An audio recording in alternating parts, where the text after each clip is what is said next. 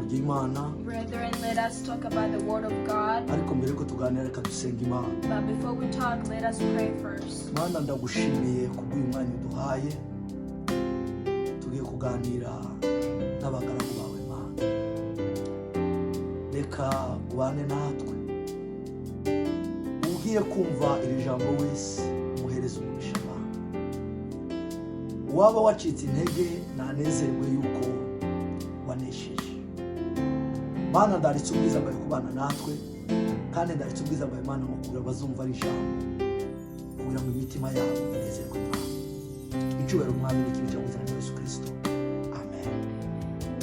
Bene data ndagira ngo tuganire ijambo riri mu gitabo cya Luka. Brethren, we're going to be talking about the word that is found in Luke. Ariko manje kwiyegereza mushiki wanje Odette kugira ngo I'm going to welcome Odette.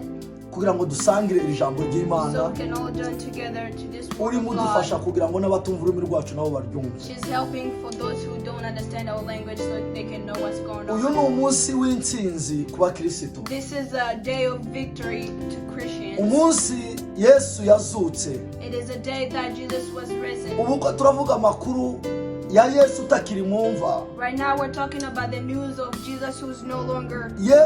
Yesu muzima. Yes, Jesus is alive. Nagira ngo tuganire ijambo riri mu gitabo cya Luka igice cya 24. We're going to talk about the word that is in Luke chapter 24. Uhereye ku murongo wa 13. Starting verse 13 ukagera ku murongo wa 35 until verse 25. ariko ntabwo ndi buri some ryose, But I won't read the whole word. ariko ufashe umwanya wasoma rino jambo. But if you take time, you can read this word. Reka dusome gusa umurongo wa 17. We're going to read just verse 17. ariko ayo makuru niyo tugiye kuganira. But this is the news that we're going to talk about. Haravuga ngo dusome mu izina rya Yesu. Let's read in the name of Jesus. Yesu arababaza ati, mbese muragenda muganira ku byerekeye iki? Nuko bahagarara bishimye. Verse 17. Jesus asked them, what is this dispute that you're having with each other as you are walking? And they stopped walking and they looked discouraged. Yesu ahura n'abigishwa be babiri bahoze bari bavuye Yerusalemu baje i Emau. Jesus met his disciples who were coming from Jerusalem to Emmaus. Bagenda baganira amakuru y'ibyaba. And they were talking about the news what had happened. Bagenda baganira uburyo Yesu yishwe. They were talking about how Jesus was crucified. Ariko Yesu warabegera. And Jesus approached them Harababaza ngo, and asked them, mbese muraganira ibiki? what are you guys talking about? Ariko makuru yamaze kubegera. As he was approaching them, Imitima yabo ngo barahagarara yari yuzuye ngo agahinda. their hearts were so in a lot of sorrow. Imitima yabo yari yuzuye umubabaro. Their hearts were so broken. Umwe ngo muri ba bagabo ahindukana Yesu And aramubaza. one of them turned and said to Jesus, Kabaza ati, wewe uri mubaza uruwa hehe? who are you for you to be asking what had happened? Wewe utazi ibyabaye muri Yerusalemu uruwa hehe? How come you don't know what had happened in Jerusalem? Bahoze baganira uburyo Yesu yapfuye. They were talking about how Jesus was Bahoze baganira died. imitima yabo yuzuye They were agahinda. talking as their hearts were full of Ndetse sorrow. bavuga n'amakuru uburyo ngo hari abazindutse ku gituro basanga Yesu And atakiri. also we're talking about how some women went to look at him at the grave and he was no longer there. Ko ndagenda nca mtabivuga byose ariko murisome muraza I'm kubyumva. just getting into a brief of what happened. I'm not saying the whole Yesu story. arabwira ngo se kuki mutize kwizera? And Jesus told them, how come you guys don't have faith? Kubera iki mushakira Yesu mu bapfu? Why are you guys looking for Jesus to those who are dead? Timuzi ibyahanuwe. Do you guys not know what has been Timuzi prophesied? ibyavuzwe. Do you guys not know what has been Ko talked Yesu about? azapfa ariko ngo ku munsi wa gatatu That akazuka. Jesus was going to die and in 3 days he will rise again. Yesu abibutsa ibyahanuwe. Jesus reminded them of what had happened. Ariko ngo bakomeza kuganira. And they were talking. Bakomeza urugendo. They kept walking. Ariko ngo bagiye kugera kuri wa mujyi aho bashaka kurara. As they were approaching to where they were going, Yesu ngo ashaka kubacaho yikomeza. Jesus wanted to pass by so he can continue. Ariko ngo baramwiga ngo Yesu ngwino tujana. But they said, Jesus, come with us. Barajana. Let us go together. Bageze ngo aho bashaka kurara. And as they approached where they were, Bagiye gusangira. as they were going to share a meal yesu together, mwafata umugati arawushimira Jesus took a bread and prayed for it. bamaze ngo gusangira After they are done eating together, yesu abakurwamo Jesus left. yesu amaze kubakurwamo After Jesus left, amaso yabo their eyes arahumuka were open.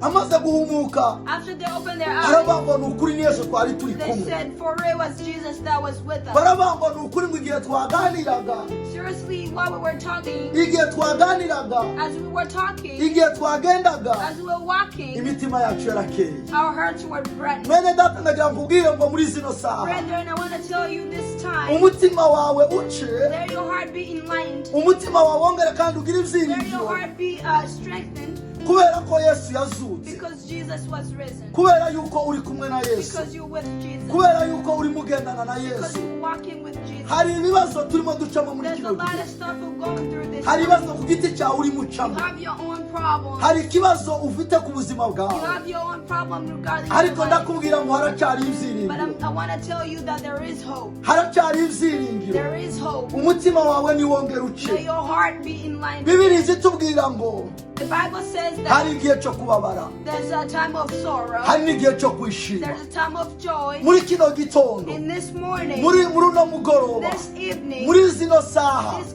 time, umutima wawe niwongere uce let your kandi heart be in line. kubera ko yesu ari kumwe nawe Because Jesus is with nubwo you. waba uri nubwo wakumva kuri wenyine Even though you feel like you're by nubwo yourself, wakumva ko waba uri kugenda even though wenyine you feel like you're walking by ariko nagira yourself, ngo nkubwire ngo umutima wawe but I niwongere want uce to kandi tell you that your heart be in yesu line. ntabwo yaguretse Jesus did not leave you. yesu ntabwo yakwibagiwe Jesus did not forget about you. yesu yaranesheje Jesus had won the victory. yesu ntabwo akiri mwumva Jesus is no longer in the sinzi grave. ikintu waba uri gucamo I don't know what you're going through. kubera ibihe turimo by'ino korona Because the time that we're in of this hari umuntu corona, wikingiranye mu nzu wabuze there's icyaha somebody who is in the house not have anything to eat. hari umunyeshuri washaka graduatinga ariko kubera no korona we There's a ntibigishobotse student maybe who wanted to graduate, but due to the corona, it's no longer hari possible. umuntu uri mu bitaro There's a person who is in the hari umuntu hospital. ufite umuvandimwe uri mu bitaro There's a person who has a brethren in the hari umuntu hospital. watakaje akazi There's somebody who lost their job. hariho byinshi turimo tuganira biduciye There's a intege lot of stuff that we see and it's kind of discouraging. ariko nagira ngo nkubwire ko yesu ari kumwe nawe But muri I kino want to gihe tell you that Jesus is with yesu us. azi in ibyo uri this kind of gucamo time. Jesus knows what you're going through. ushobora kuba wambaye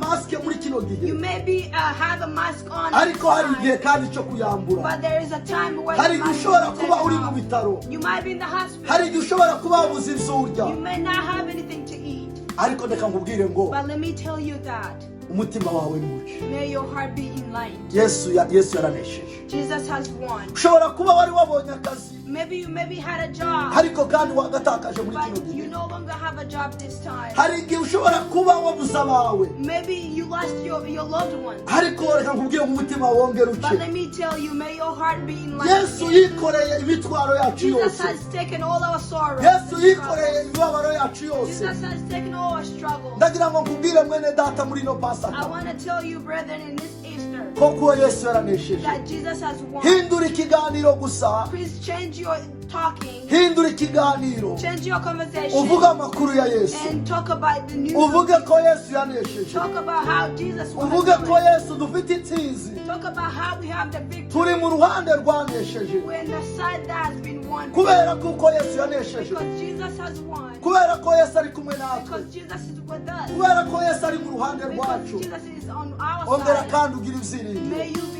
enlightened. umutima wawe niwongere kandi uce May your heart be enlightened again. aba bigishwa ba yesu These disciples of Jesus, bari bafite ubuhamya bw'ibyo yesu yakoze they had testimonies of what God has bari done. bazi ibyo yesu yakoze They knew what Jesus has ariko done. bari bafite ubwoba bw'ibiriko biba But they were so afraid of what was happening. bari bafite ubwoba bw'ibisabane They were so afraid of what had ariko happened. nagira ngo ubwire nawe But I want to tell you, my brother, ushobora kuba hari ibyatambutse hari maybe ibyatambutse you were scared of what had passed. ariko nkubwira ngo kuri none But let me tell you at this time, yesu ni wa wundi ntazahinduka Jesus is still the same. wabanye nawe muri kiriya gihe Jesus who cyatambutse was with you past. wabanye nawe muri biriya bihe byatambutse Jesus who was with you in the past. na n'izi saha Until today, aracyari ku ngoma he is still bene data dusoza iri jambo Brethren, as we're concluding this word, dore ikintu cyanejeje muri iri jambo this is what made me happy in this uru word. rugendo aba bagabo bari barimo rwari rurerure This journey that these two men were in were so long. ariko kubera ko bari bari kumwe na But yesu because they were with Jesus, kubera ko bari bafite agahinda because they were so broken, urugenzi rwabo